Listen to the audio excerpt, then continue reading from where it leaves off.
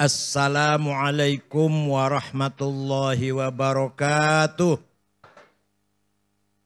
Bismillah, alhamdulillah, wassalatu wassalamu ala sayyidina wa maulana wa syafi'ina wa habibina Muhammad Rasulillah wa ala alihi wa sahbihi wa man tabi'a sunnatahu wa jama'atah min yaumina hadha ila yaumin nahdah.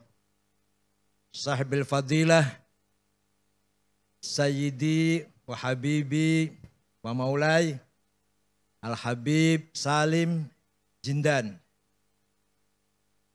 a'azzahullah bi'izzih wa akramahu bikaramih wa atala baqa'ah. Yang saya hormati Bapak Menteri Tenaga Kerja dan PLT Menteri Pemuda Olahraga Gus Hanif Dakhiri Zuhri Maksum. Bapaknya Kiai, namanya Kiai Zuhri Maksum. Lahir dari desa Blotongan. Jelek banget namanya desanya. Salatiga. Anggota DPR RI enggak ada ya? Anggota DPRD Provinsi Jawa Barat, Kang Sitkon, Babadan jadi DPR, Masya Allah. Babadan, Tenajar, dan Ningsih. Dari mana? Gebang, tangganya Sekjen. Wakil Sekjen PBNU Gus Imam Pituduh, ini sudah 8 tahun tiap hari puasa. Kecuali di hari yang diharamkan. Tapi nggak kaya-kaya. Nggak sugi-sugi sampai saiki. Oh ya, Rois Syuriah PBNU, Kiai Mustafa Akil, Rois PBNU. Kalau saya Tanfidia malah. Tamu kita Kiai Haji Baduhun Badawi dari Kaliwungu. Matur nuwun rayipun. Ikhwati ahli baiti Kempek yang berbahagia malam ini, para wali santri dan para khotimin, sadati wa sayyidati ayul khudur, Bapak Bupati Cirebon, gak usah PLT Bupati itu aja lah, sudah hakul yakin, Kiai Haji Imron Rosyadi, dan Pak Kapolres, Pak Dandim, ini semuanya orang santri semua, pada malam ini minimal jadi santri semua. Bapak Ibu sekalian, orang yang pertama kali membawa Al-Quran ke Pulau Jawa adalah Syekh Subakir. Syekh Ahmad Subakir membawa Al-Quran, diperkenalkan kepada Ratu Sima, Raja Kalingga di Jepara. Walaupun si ratu ini tidak masuk Islam secara eksplisit, tapi memahami kandungan Islam, yaitu Islam atau Al-Quran mengajarkan keadilan, seadil-adilnya. Maka Ratu Sima, Kerajaan Kalingga, Jepara terkenal ratu yang paling adil. Dan masyarakatnya dipersilahkan, diberi kebebasan memeluk agama Islam. Syekh Subakir mempunyai tugas apa? Merantai, mengkerangkeng apa? Mengikat makhluk-makhluk jahat yang ada di Jawa. Semua diikat dengan rantai, dibuang ke Laut Selatan. Kecuali 2 makhluk yang tidak mengganggu Islam. Gak mau dibuang ke Laut Selatan, yaitu Sang Hyang Semar dan Sang Hyang Togog. Salam Santaris bila cerita begini, Beb. Karena beliau makhluk sangat bagus, walaupun tidak masuk Islam, tapi tidak memusuhi agama Islam. Ulama kedua yang bawa agama Islam terkenal adalah Syekh Riasiddin An-Nisaburi, yang terkenal dengan Mbah Wasil. Beliau membawa kitab Al-Asrar, kitab rahasia.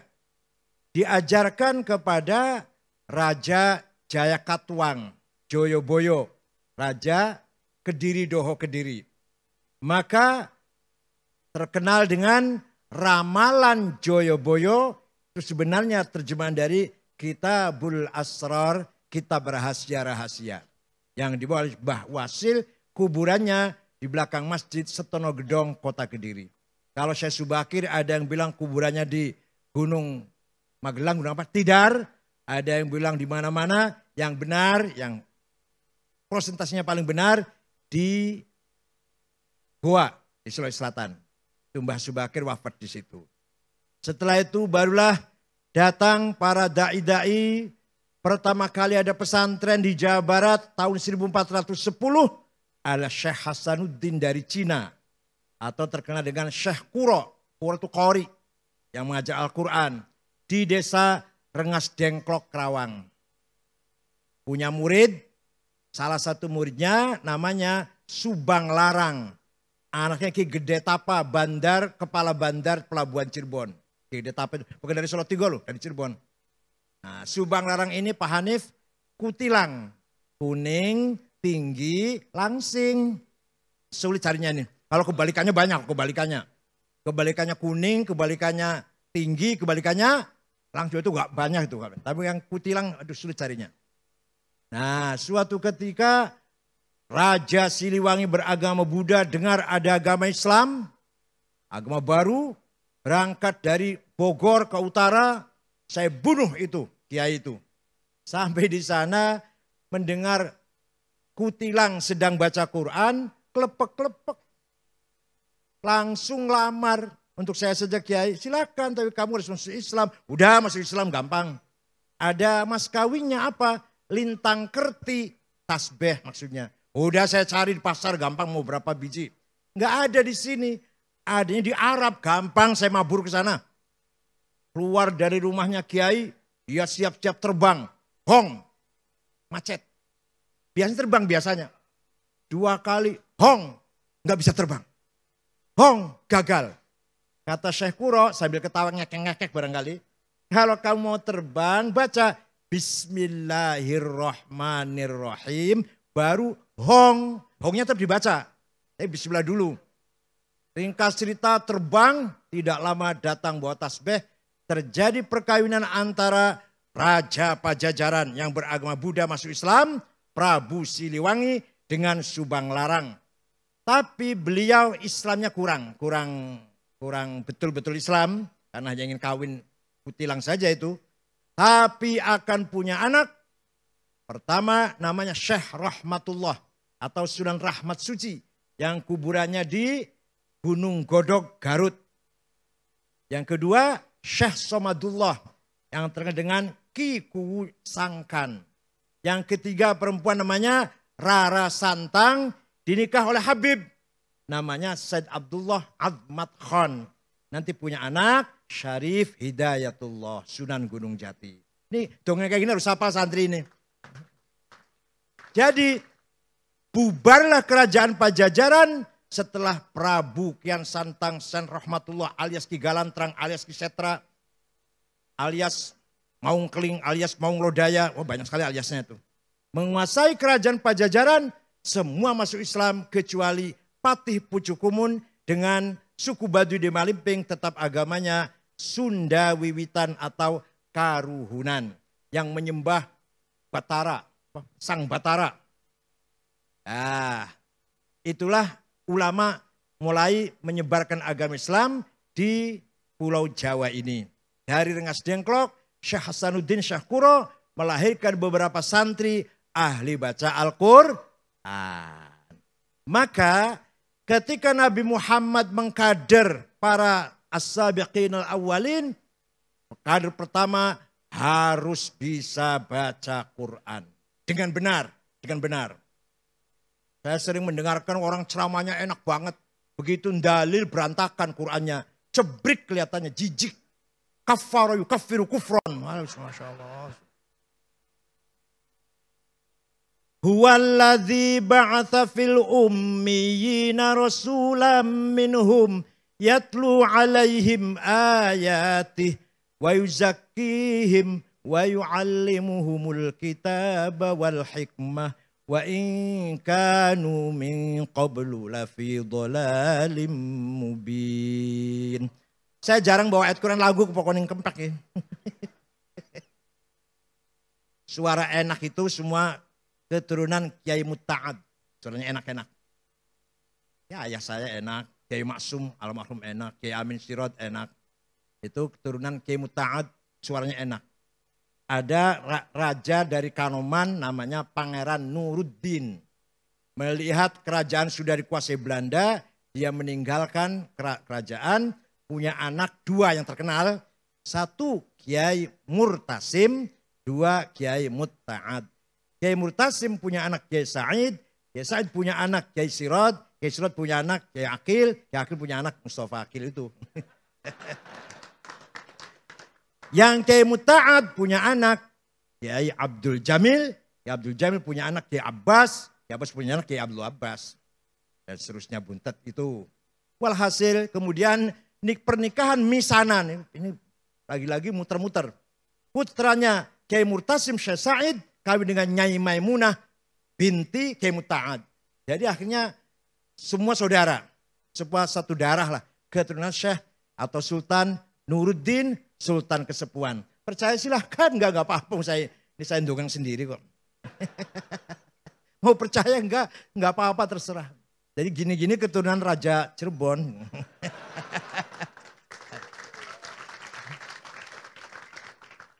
Itu kalau dari Kiai Sirot. Kalau dari istrinya Kiai Sirot, ibunya bapak saya, Nyai Fatimah binti Nyai Fadilah binti Kiai Soleh bin Asnawi Kudus bin Nyai Mujiroh binti Nyai Ulfiah atau Mbah Godeg binti Mbah Mutamakin Kajen Pati bin Sumodiningrat bin Sumonegoro bin Sultan Hadiwijoyo Jakatingkir. Waduh. Maka bin Sunan Pengging. Alah, Masya Allah turunan beli kena digoreng lah. Cuma cerita. Jadi kalau Mustafa Akil itu sakti dari Jakatingkir. Kalau Mustafa itu suaranya enak dari Sultan Nuruddin Cirebon. Nah, bukan apa-apa. Nasab itu penting. Kanjeng Nabi niku dipilih khiyarun min khiyar. Dipilih dari bangsa Arab. Bangsa yang paling mulia. Dari Arab pilih dari Quraisy. Quraisy dipilih dari Bani Hashim. Bani Hashim dipilih lagi dari Abdullah ibn Abdul Muttalib. Maka tidak ada musuh Rasulullah yang mempunyai peluang menghina dari sisi keturunan. Enggak ada. Muhammad Majnun, Muhammad Sakhir, Muhammad Kahin, dukun, paranormal. Enggak ada. Muhammad anaknya siapa sih? Enggak.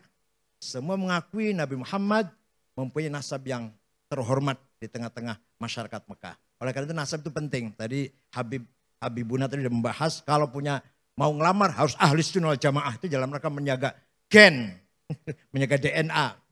Hadirin yang saya hormati. Nah, Rasulullah bagaimana cara mengkader masyarakat yang dari sisi peradaban ummiyin, buta huruf, primitif. Dari sisi agama teologi, dholalim mubin. Masya Allah, sempurna banget orang Arab itu jahiliyahnya. Ilmu ummiyin, agama, dholalim mubin. Sesat sepol-pole sesatnya. Tapi Rasulullah berhasil mengkader sahabat yang bangsa yang seperti itu. Pertama, yatlu alaihim ayatih. Diperkenalkan baca Al-Quran.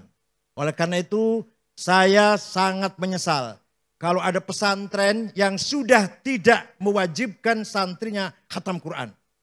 Walaupun modern apalah, kalau enggak khatam Quran, pesantren itu tidak mutu berarti. Pesantren pertama kali harus yatlu alaihim ayatih. Walaupun enggak kayak kempek banget ya enggak apa-apa lah, kalau kempek kan susah.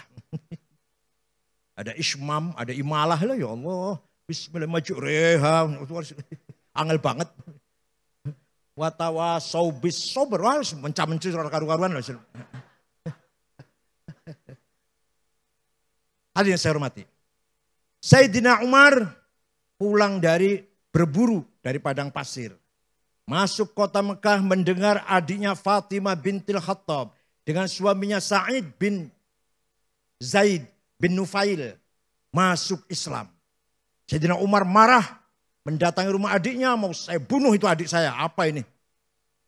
Keluar ikut agama Muhammad. Nah adiknya Fatimah lagi baca Quran.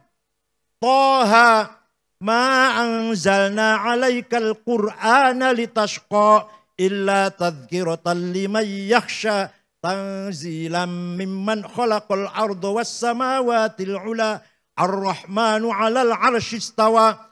Sayyidina Umar dobrak pintu, lihat apa yang kamu baca. Oleh adanya nggak boleh, kamu najis. Nggak boleh pegang ini. Dipaksa, dia sini baca. Sambil gemetar. Toha ma anzalna 'alaikal Qur'ana litashqa. Tidak sekali-kali aku turunkan Quran untuk mencelakakanmu. Tanzilam tadhkiratan liman yakhsha. Tapi sebagai pemberi peringatan kepada orang yang punya rasa takut. Dan diturunkan oleh Allah yang menguasai langit dan bumi. Dan menguasai arash. Ar-Rahmanu al-arsy istawa. Sayyidina Umar setelah baca itu. Aina Muhammad. Di mana sekarang Muhammad? Di sana, di rumahnya Arqam bin Abil Arqam. Di Jihad Sud. Berangkatlah Sayyidina Umar ngetok pintu. Para sahabat takut. Ini Rasulullah, Umar ini jago. Aduh, pokoknya jagoan. Jawara. Ini kalau kita buka pintunya entah apa yang terjadi lah. Nabi dengan tenang, iftah lahul bab. Kak, saya sudah mendoa pada Allah. Allahumma qawwil Islam bi ahadi umarain. Ya Allah, kuatkanlah Islam dengan salah satu Umar. Kalau enggak Umar bin Khattab, Amr bin Hisham alias Abu Jahal. Hidayah datang pada Umar bin Khattab. Masuk langsung mencari ma'aina Muhammad. Membaca syahadah. Masuk Islam. Kenapa? Karena sebab istima'il Qur'an. Jadi luar biasa. Quran bukan syair tapi ada syairnya. Quran bukan sajak tapi ada sajaknya. Quran bukan kitab ilmiah tapi ada mengandung ilmiah luar biasa. Quran bukan sejarah, bukan kitab dongeng tapi penuh dengan dongeng atau dengan sejarah. Quran tidak menghayal tapi ada hayalannya. Wama adraka mazzakum ka'annaha ru'usus syayatin. Di akhir di neraka nanti ada pohon namanya zakum. Orang Arab pada tanya, "Apa zakum itu?" Seperti kepalanya setan, tambah orang angel bisa malah. Paham? Quran jamnya gitu. Kamu tahu nggak apa itu pohon zakum? Nggak tahu apa itu? Seperti kepalanya setan, tambah jauh malah. Kenapa? Supaya menerani imajinasi, khayalannya orang Arab. Menghayal setan itu kayak apa? Supaya menghayal. Biarkan menghayal. Walhasil Quran luar biasa, gampang adalah. Luar biasa. Ayatu haqqin minar rahmani muhdathatun qadimatun sifatul mausufi bil qidami lam taktarin bi zamanin wa hiya tukhbiruna anil ma'adi wa an adin wa an irami. Damat ladaina fafaqat kulla mu'jizatin minan nabiyina id ja'at walam tadumi muhakkamatun fama tubqina min syubahi lidhi syiqaqin wa ma tabqina min hakami mahuribat qattu illa ada min harabi a'dal a'adi ilaiha mulqiyas salami Raddat balaghatuha da'wa mu'aridiha raddal ghayru riyadal jani'anil hurami laha ma'anin kamawjil bahri fi madadi wa fawqa jawharihi fil husni wal qiyami fala tu'addu wa la tuhsa ajaibuha wa la tusamu 'alal iktsari bis-sa'ami qarrat biha 'ainu qariha faqultu lahu laqad hasalta ala hablillah fa'tasimi laqad dhafirta fa bihablillahi fa'tasimi intatluha khifatan min harri nari ladha atfa'ta nara ladha min wardiha syabimi. Itu sifatnya Quran. Gak usah diterjemah lah, ngerti Islam. Gak usah terjemah. Tidak pernah bosan baca Quran. Tidak pernah bosan. Silakan diulang-ulang, gak bosan. Itu Al-Quran luar biasa. Bahkan kelebihan Al-Quran apa? Dihafal gampang oleh siapa saja walaupun gak ngerti Pak, gak paham. Bocah cilik, ngapal kayak Quran, cepet satu halaman, 1 jam lah kira-kira apa. Coba kalau ada syair atau ada tulisan bahasa Cina, gak paham sampean, suruh ngapalin berapa bulan kira-kira? Ngapalakan bahasa 1 lembar bahasa Jerman, bahasa Jepang, syair 1 lembar dan gak paham artinya. nggak tahu bahasa Jepangnya, nggak ngerti. Saya hafalkan sebulan barangkali. Tapi Quran anak kecil nggak ngerti artinya, nggak ngerti bahasa Arab selain Al-Quran, nggak pernah ngomong Arab lah, gampang dihafalkan. Saya juga gampang hilang. Saya dulu waktu di Mekah pernah hafal sampai ya 23 beberapa, sekarang sudah banyak hilang. Ngurusin HTI gitu apa. Dah. Jadi masuk Islamnya orang Jawa Barat sebab Al-Quran yang dibaca oleh seorang yang cantik. Jadi baca Quran, suaranya enak, lagunya merdu, orangnya cantik. Nah kalau orang yang nggak cantik ya belum tentu itu. Prabu Siliwangi belum tentu masuk Islam itu. Dah. Wa yuzakihim. Yang kedua Nabi Muhammad diperintah oleh Allah agar membangun karakter. Karakter building. Agar orang tadi jahiliyah nggak ngerti apa-apa. Nggak ngerti nilai, nggak ngerti norma, nggak ngerti akhlak, nggak ngerti budaya, tidak berperadaban. Diajari hak nafsunya, jiwanya berkarakter. Setiap kita ini punya dua. Punya jiwa. Jiwa itu punya dua perangkat. Namanya nafsu ghadabiyah dan nafsu syahwatiyah. Saya harus jadi presiden. Saya harus jadi bupati. Saya harus jadi ketua PBNU. Ini datanya dari nafsu ghadabiyah. Tapi kalau niatnya bagus, caranya benar, nggak menyakiti orang, tujuannya ibtigha amardatillah, namanya bukan nafsu ghadabiyah, tapi namanya himmah apa? Kita harus besar himmah kita. Tahun 24 NU harus presiden. Itu. Bupati Cirebon sudah NU. Insya Allah nanti dilantik, insya Allah nggak lama lagi. Harus kita rebut. Luar biasa. Ini mumpung kita luar biasa mendapatkan wakil presiden yang nggak ngerti. Ya, orang nggak ngerti gimana lagi, Beb? Masa saya layanin itu sama-sama gobloknya nanti. Ma'ruf sudah tua, masih ambisi, tinggal matinya saja. Loh, ini goblok namanya orang nih. Kalau niatnya baik, caranya benar, tujuannya baik, bukan hawa nafsu. Namanya himmah. Muhammadun qaimun lillahi dzuhimami. Muhammadun tayyibul akhlaqi wasyiyami. Muhammadun khairurus lillahi qatibatan. Muhammadun sadiqul aqwali wal kalimi. Panjanglah. Walhasil Nabi Muhammad pun orang yang himmahnya besar. Kalau himanya nggak besar, nggak akan sukses. Wali Songo himanya besar. Kalau nggak himanya besar, nggak akan sukses. Kiai Hashim, Kiai Wahab himanya besar. Kiai Wahab tahun 27, 28, 29, tahun 30 sampai ke Menes, Pandeglang. Saya saja sekarang ke Menes males. Masih nggak enak ke sana tuh lah. Kiai Wahab datang ke sana, bikin NU, namanya Kiai Abdurrahman. Kakeknya, istrinya Kiai Hafidh Utsman almarhum. Itu Kiai Abdurrahman itu. Dia berdiri NU di Banten.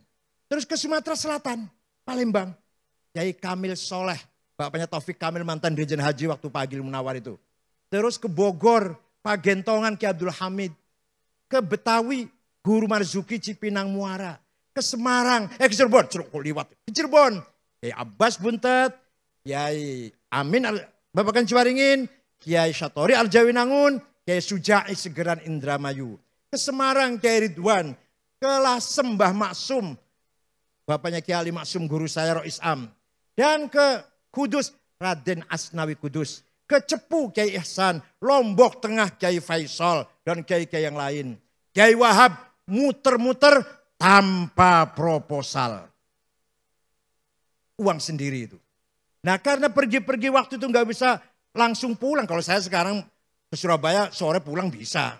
Kemanapun bisa langsung pulang. Ke Papua pun pagi datang salat ceramah, sorenya pulang. Ki Wahab coba bayangkan berbulan-bulan. Maka istrinya banyak. Sampai lupa jandanya. Suatu ketika naik kereta api dari Jombang. Di Jogja ada perempuan naik. Duduk di depannya. Lama-lama aku kayak kenal kalau sampean ki. Lah nyong kalau bekas jenengan. Lupa, jangan lupa. Jangan ditiru, jangan ditiru. Kalau ilmunya kayak Ki Wahab gak apa-apa. Hadirin yang saya hormati. Karakter. himmah. Ya, harus besar himmahnya. Nah, terutama pemangku pesantren, pewaris pesantren. Jangan hanya membanggakan almarhum. Saya cucunya kiai, saya bapak saya, kakek saya kiai besar, alim. Ente apa? Gombal. Gombalnya apa? Lap, serbet. Mending serbetnya meja, serbetnya WC lagi, Masya Allah. Bapaknya alim, kakeknya alim, lah kamu gombal. Jangan sampai ini. Maka kita mau menerima warisan Kempek ini, kayak Mustafa ini, mewarisi dari orang besar, orang bermanfaat ilmunya, dari jad sampai ayah, dan sampai sekarang, alhamdulillah kita tunjukkan kemampuan kita. Tidak hanya mengandalkan nasab, tapi juga hasab prestasi kita.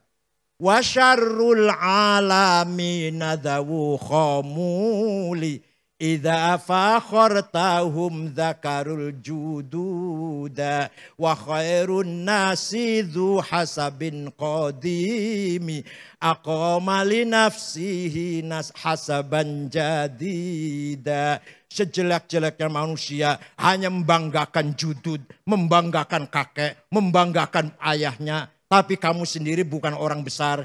Sebaik-baiknya orang adalah dzu hasabin qadim.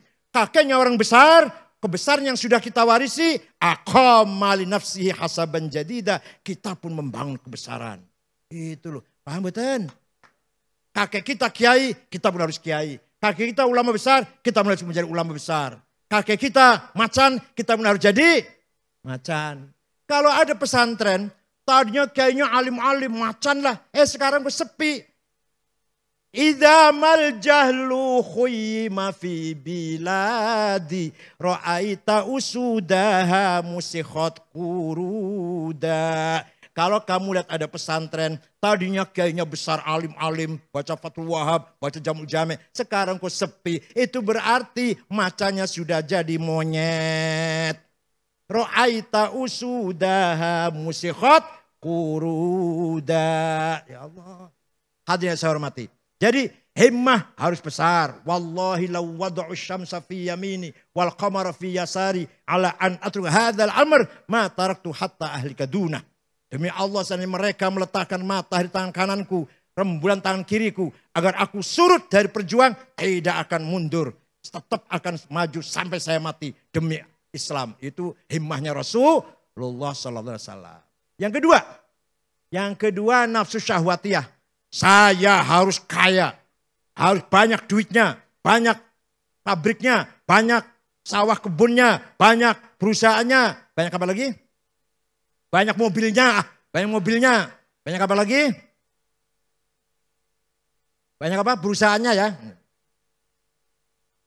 Kalau niatnya baik, kalau caranya baik, dan kalau sudah kaya pun ditasarrufkan ke jalan yang baik, maka bukan nafsu syahwatiyah namanya. Namanya azimah. Apa namanya? Maka kita harus punya azimah ini santri ini. Saya harus jadi orang kaya. Itu loh. Orang kaya di Indonesia nomor 1 itu Budi Hartono. Yang punya rokok Jarum. Uangnya 35 miliar dolar. 1 miliar dolar 14 triliun. Sekalikan jadilah. Pengen hitungin dewek lah. 14 triliun ping 35. Hitungin dewek lah. Nomor 2 Eka Cipta Sinarmas. 18 miliar dolar, ping 14 triliun. Karpel ngono karpel. Baru ada orang Islam nomor 6, Khairul Tanjung. Itu nomor terusnya bukan Islam lagi. Nanti ada Pak Yusuf Kala, nomor 38 Haji Roshid, nomor 40 Bayu yang punya Bluebird, 40. Kapan santri Kempek jadi konglomerat? Masya Allah. Nomor 2 lah, nomor 3 enggak apa-apa lah. Ya Allah. Sayyidina Utsman kaya. Suatu ketika datang dagangannya 700 kontainer, 700 onta. Kalau dijual, untungnya berlipat-lipat. Oleh Sayyidina Utsman tidak dijual, disodakohkan. Orang kaya itu. Sa'd bin Abi Waqqas orang kaya. Malah ingin menghibahkan seluruh kekayaannya. Kata Rasulullah, jangan. Kamu punya istri, kamu punya anak, ahli waris. Sepertiga saja. Karena sepertiga hartamu itu kathir. Kalau sepertiganya sampean, 3 juta mesti juta. Sepertiganya Sa'd bin Abi Waqqas, kalau uang sekarang barangkali udah ratusan miliar. Sudah cukup sepertiga saja yang kamu wakafkan. Siapa lagi yang kaya?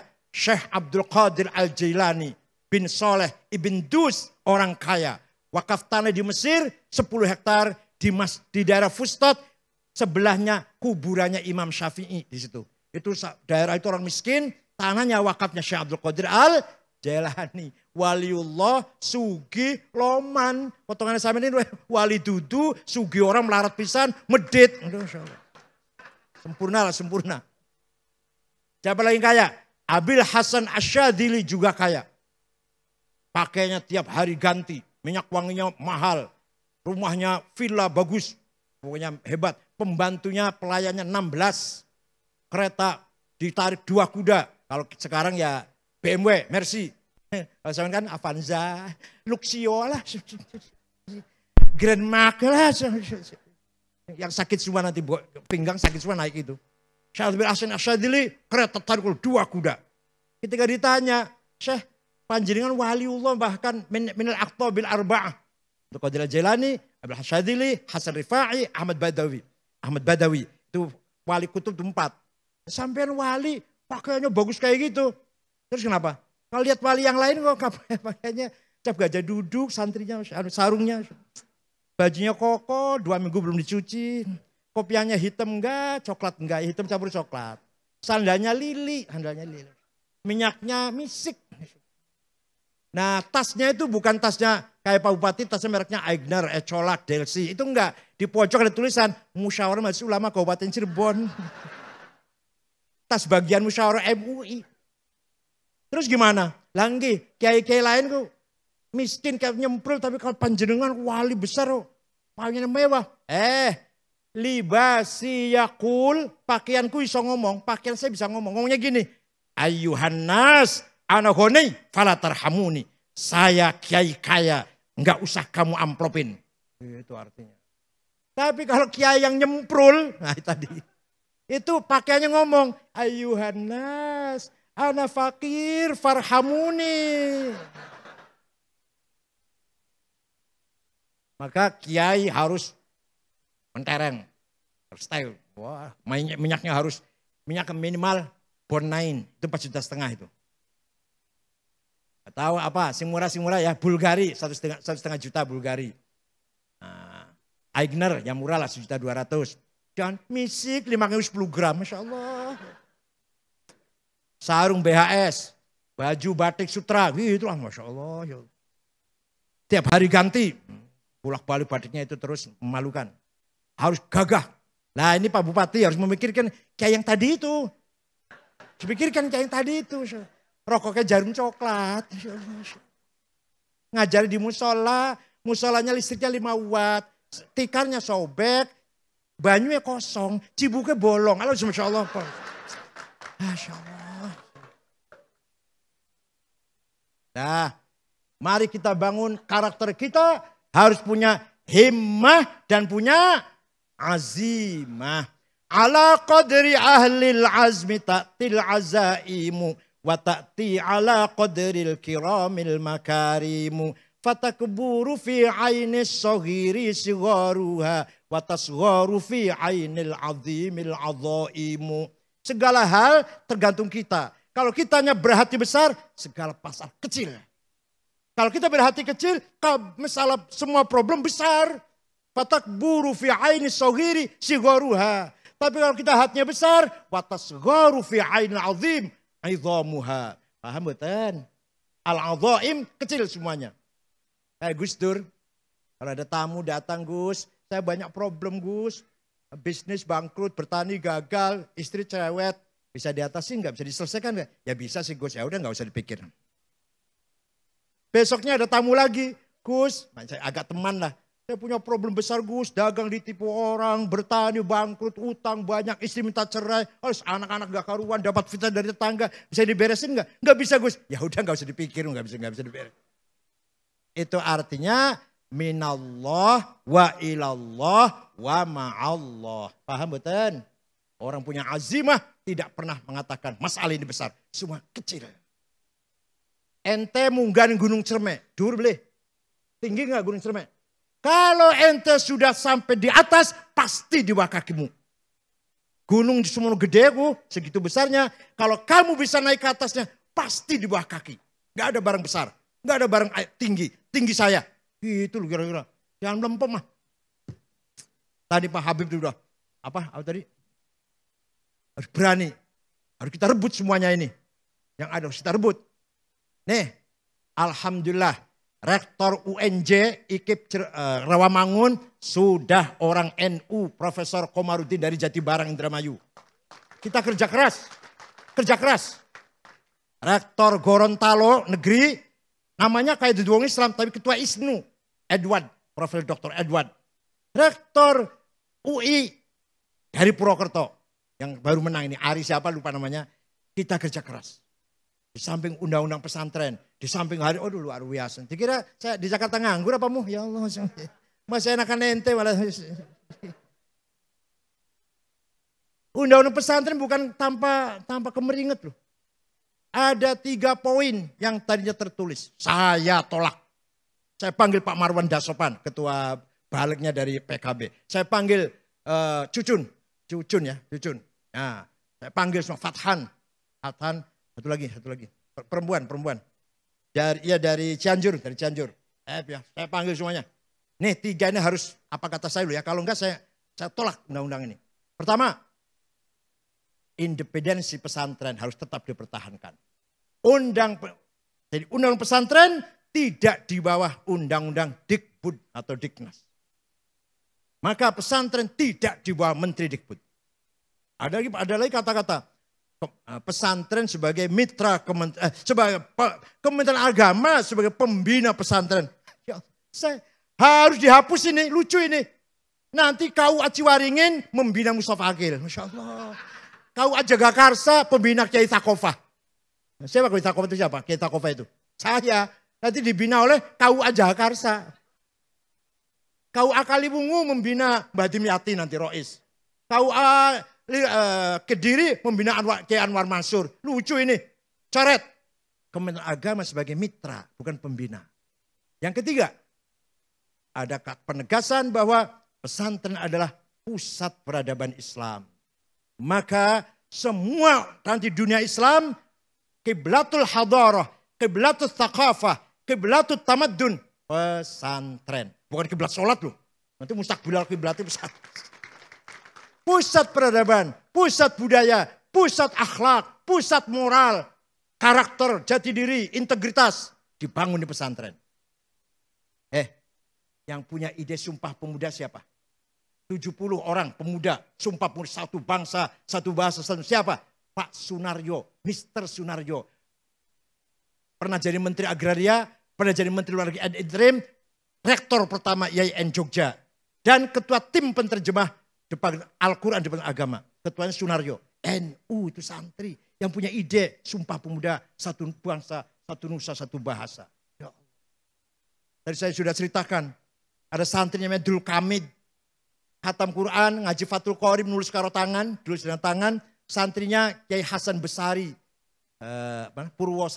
Tegalsari Ponorogo. Siapa itu Dul Kamid itu? Ternyata Dul Kamid adalah pahlawan nasional, Pangeran Diponegoro, putra Hamengkubuwono III dari istri Pacitan. Sampai Belanda bingung ngalahkan Pangeran Diponegoro, perang 1825-1930, rapat di Belanda di Den Haag sana. Bagaimana ngalahkan orang ini? Jangan dikasarin. Orang Jawa itu dilem, dipuji-puji, dipangku, nanti lemes. Betul. Belanda panggil panggil Diponegoro, hormati, kita damai, kita bersaudara, langsung menyerah. Gak lagi ada perlawanan, ditangkap, buang Makassar. Ini hati-hati nih pelajaran. Jangan mudah luntur dipuji. Awas orang muji itu menyebarkan racun itu sebenarnya itu. Nah itu santri. Siapa itu Ki Hajar Dewantara? Namanya Suwardi. Ngaji Quran khatam pada Kiai Zainuddin Sulaiman. Prambanan. Ki Hajar Dewantara Bapak Pendidikan Nasional yang terkenal dengan Ing Ngarso Sing Tulodo. Ing Madjo Nah, Mangunkarso Tutpuri Handa itu filosofi pendidikan nasional. Siapa itu Ki Dea Dewantara? Nama aslinya Suwardi. Santrinya Kiai Zainuddin Sulaiman. Siapa itu Raden Kartini? Raden Kartini, Blora, ngaji Quran pada Mbah Soleh Darat. Pernah ngaji sama Mbah Soleh Darat. Dikira itu wong santri apa? Itulah andilnya para santri. Siapa pengarang lagu Syukur? Gimana lagu Syukur tahu nggak? Lagu Syukur tahu nggak? Itu Habib Husain Al-Mutahhar Semarang. Pamannya Habib Umar Mutahhar yang mubalig itu.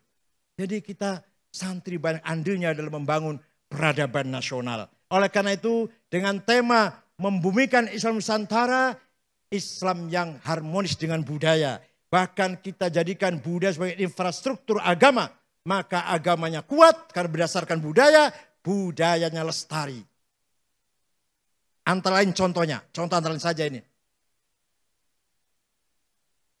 Utamakan bahasa Indonesia, kuasai bahasa asing, lestarikan bahasa daerah. Itu filosofi harus pegang itu. Utamakan bahasa Indonesia. Ayo gunakan bahasa Indonesia. Nama-nama toko, nama perusahaan, jangan bahasa Inggris. Jangan bahasa Inggris. Tapi saya nggak ada sanksinya sayangnya ini. Tidak ada sanksinya itu. Coba India nggak punya bahasa nasional. Kalau mengeluarkan keputusan surat pemerintahnya diterjemah ke 45 bahasa. Kan bahasa Inggris. Banyak daerah India nggak ngerti bahasa Inggris, diterjemah ke 45 bahasa. Banyak negara nggak punya bahasa, kita punya bahasa Indonesia. Yang di dalamnya asli bahasa Melayu dan di dalamnya 3.000 lebih kata Arab dari bahasa Arab. Adil, hukum, hakim, mahkamah, majelis, musyawarah, rakyat, wakil. Semua itu wilayah, daerah, wilayah, rakyat, rakyat. Apalagi karib, sahabat, akrab, bahasa saat, zaman, waktu. Bahasa Arab semua itu aslinya. Masuk ke bahasa Melayu menjadi bahasa Indonesia. Kenapa tidak bahasa Jawa yang dipakai bahasa resmi? Bahasa Jawa masih mengandung ras kasta-kasta. Sira, kowe, sampean, panjenengan. Ini enggak cocok tuh bahasa nasional ini. Mbadog, mangan, dahar. Ngelek ya. Ngelek, nguntal. Molor, turu, sare. Halah, nggak cocok untuk bahasa nasional. Masih mengandung kasta ini. Makanya keputusannya diambil bahasa Melayu yang ijaliter. Kamu, saya, kamu, dia, udah sama saja. Siapapun. Berarti mengandung nilai egalitarian. Mengandung nilai persamaan. Maka diambil bahasa Melayu. Tapi jangan lupa bahasa asing. Inggris harus dikuasai. Waktu serapat dengan ormas-ormas dengan Pak Yusuf Kala setelah terjadi pembakaran bendera itu, ada yang marah-marah sama Pak Yusuf. Kenapa perusahaan Cina datang dengan tenaga kerjanya datang ke sini? Teknisnya semua insinyurnya dari Cina semua. Pak Yusuf Kala sambil ketawa jawabnya, itu katalognya mesin bahasa Cina, nggak ada bahasa Inggrisnya. Yang bisa bahasa Cina jarang insinyur Indonesia ini, maka harus teknisinya harus dari Cina. Salah siapa nggak ngerti bahasa Cina? Yang salah siapa itu? Itu antara lain mengapa banyak sekali teknisi ke Cina ini. Habib Fadil Al-Jilani qad hadar.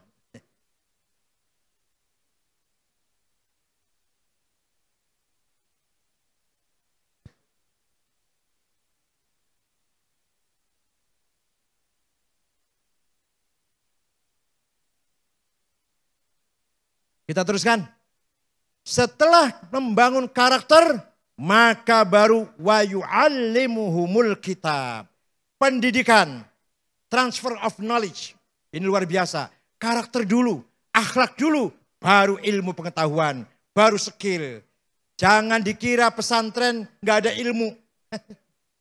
Ada orang nggak ngerti pesantren, dikira nggak ada ilmu di pesantren.